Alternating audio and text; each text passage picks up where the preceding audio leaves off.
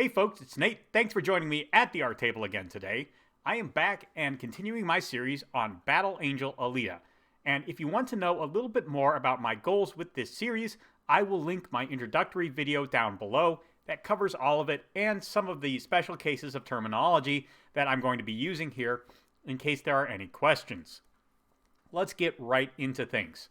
We left off in our last recap talking about the introduction of Alita and the primary theme, which is a balance of our self-discipline and an ordered life versus the primal instincts and impulses that are part of what makes us human. We saw that the character of Ito represents these impulses and orderly methods and disciplines to be largely in balance. He is a character who knows he has a capacity for violence and channels it into being a hunter-warrior, effectively a bounty hunter who hunts and punishes criminals. This is constructive for society and allows him to indulge his impulses in a constructive way. Alita, of course, is something of a naive child at the beginning of the story, and so she has to learn from Ito how to find a place in society and to channel her negative impulses. There's a bit of an issue with this because originally Ito sees her as very naive and pure and does not believe that she has these impulses, or at least ignores that obviously every person is going to have these impulses. The story really becomes interesting as we see Ito's vision for Alita contrast with what she wants to do with her own life. That is largely settled by the end of the middle of this volume, the first volume of the Viz collection from, when was this published? I want to say 2008. I could be off base on that. 2003. Okay. So this is an older edition than I thought it was.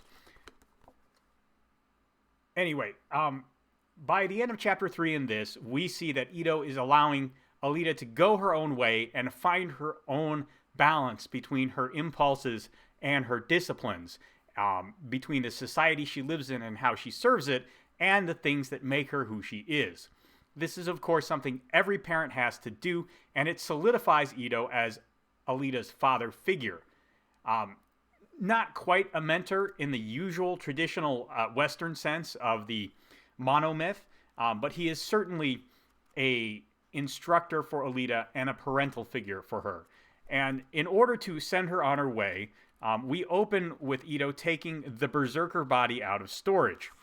Unlike in the films, this is something that Ito just had on hand. We kind of get some hints as to why that may be. It's never fully explained in this manga. I don't know as the film's version is any better for explaining why the body should be where it is. It's still something of a coincidence. I kind of like that Alita finds the body herself. That gives her a little bit of agency in the story. But it also adds a sequence that really would have padded out and destroyed the pacing of this. So I'm not surprised that we're just shown this body that pops up out of nowhere. So, you know, the way you do this kind of exposition varies a lot by medium. I think adding a sequence where the Berserker body is found is a very good use of adaptation to improve a story for its medium.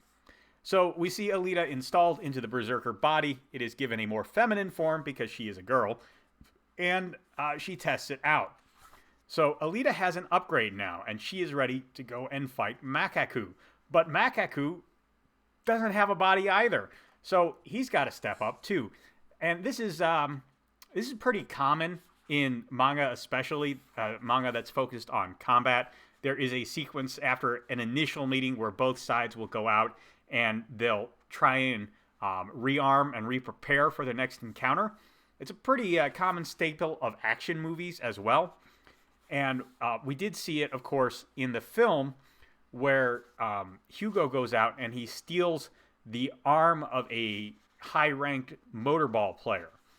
Now, in Kishiro's story, I don't think he had finalized motorball yet. So Makaku does not, in fact, steal the body or arm of a motorball player, he actually rips off the champion in a coliseum. So we see him there. He has the grind cutter, the thing with the fingers that stretch out and cut things. That is pretty neat.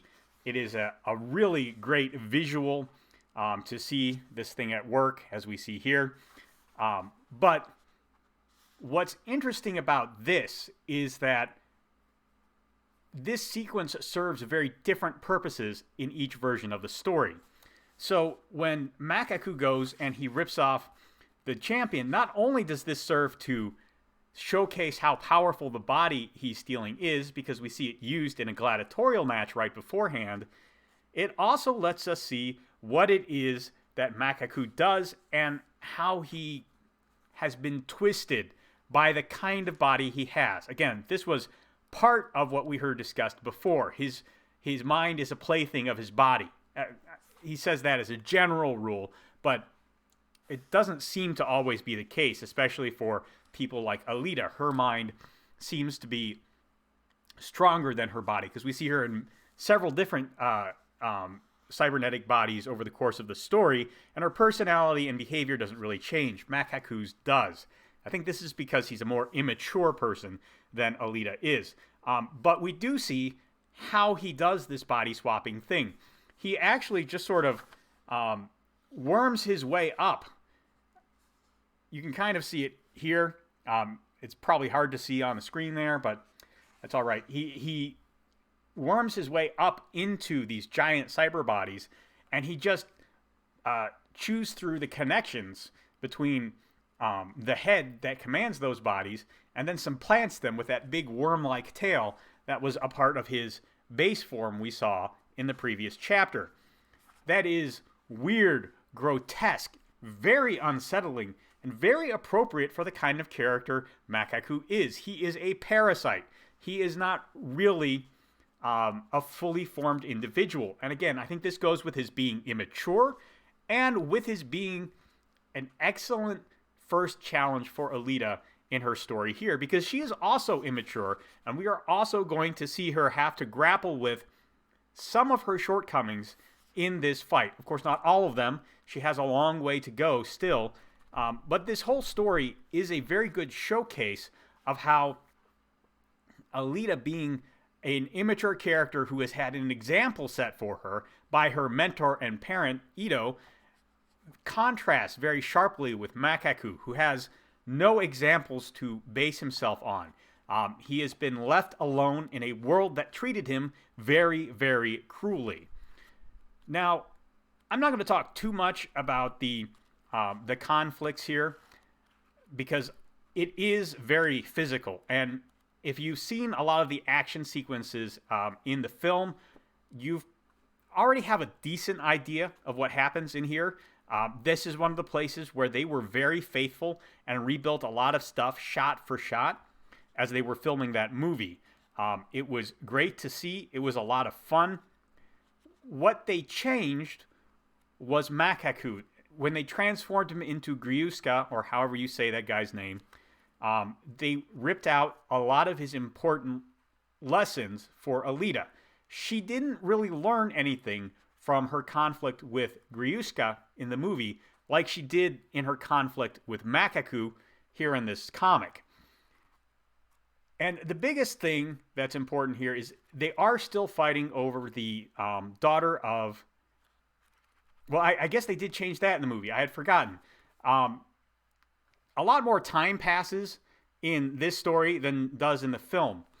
At least, presumably, in the way they are going to unpack it, a lot less time passed. For example, the time lapse between the death of Hugo and the beginning of Alita's motorball career is much more sizable in this story than it is in the film. And one of the outcomes of this is that rather than killing one of... his name escapes me, but the bounty hunter who hunts with cyber dogs, rather than killing a dog, Makaku actually kidnaps the owner of the bar, Kansas. He kidnaps his daughter, Kiyomi. Kiyomi was a teenager in the movie. In this story, she's about 8 months old, maybe a little bit older than that. but she can't walk yet. She is an infant. We actually see her grow up into the teenager over the course of this story, which is, again, why I say that I believe this is going to be, the movies were intended to be much more compressed time-wise than this. Again, that's a thing that happens in adaptation, and I don't think it's really an issue, but it does change the tone of this confrontation. Because when Alita fights Makaku, they are fighting over the next generation. We have a person who has good role models, mentors, and examples to base her life on, fighting with a person who has had no role models and no examples to base his life on over the fate of the next generation. And that has a lot of narrative weight to it. A lot more, I think, than what we get in the Alita versus Griuska fight, where they are just fighting over Griuska essentially killing a dog. I understand the moral outrage that seeing one of them good boys killed in front of you can impart. This is a higher stakes than that is, because they are literally fighting over the next generation of people and what kind of moral paradigm they're going to be brought up in. So that right away changes everything that this fight is going to stand for. But beyond that, Makaku actually has an interesting viewpoint that he confronts Alita with. Can't remember if it's in this volume or the next one, but we actually find out how Makaku got his body capable of hijacking other people's cyber bodies. And I don't think it's in this one. Let me see if I can find the sequence in the pages here. I should have marked it, but I forgot to. Nope. Oh, here it is. So we originally see Makaku when he was just a human. He lived in the gutters. He ate rats. He was burned by chemicals. Again, he had a really, really bad life. But he didn't understand he had a bad life. He had nothing to compare it against. And he just thought he had to keep living like that because that was the only thing he knew how to do. When his body began to break down from all the swill he was in and the poor nutrition, he was found and he was saved by someone. He was saved by this man here. You may recognize him as Desti Nova. Desti Nova was in the film, or at least there was a person named that in the film, but we don't really learn a whole lot about him here, so I'm going to put the topic of Nova off for a little bit. We're actually going to talk about him during the Motorball arc. For now, just know that Nova built Makaku's body, much like he built Griuska's body. But he didn't build him just to be an enforcer. He built him so he could have a body that allowed him to live his life the way he wanted. And what Makaku wanted to do is he wanted to be the one inflicting pain. He wanted to be the one violating other people as he felt he had been violated. Not as revenge, which would be at least an understandable motive, but because he thought that was the only way people could express themselves in a manner that others could understand. People had only ever inflicted pain on him as a way to communicate. And so he communicated to others through the medium of pain. It was all he knew. It was all he had been brought up in. And when he met Alita, he didn't have any other way to communicate with her other than trying to persecute her and cause her pain. That's terrible. I mean, that is a morally reprehensible way to live your life. But when she came to understand that, Alita finds compassion in herself for Makaku, and she tries to reach parlay and understanding with him. But that fails. Makaku is too far gone. So he tries to crush Alita with his worm body, and when that fails, he tries to impale her with the tail jack that he uses to usurp other people's cyber bodies. That doesn't work and instead causes a helium explosion because they were fighting in a power factory that was full of, excuse me, not helium, hydrogen explosion. Helium is an inert gas. It doesn't explode. But they were fighting in a fusion plant that was leaking all over the place. So they wound up exploding. Makaku died. He burns away to ash really right after we see this flashback.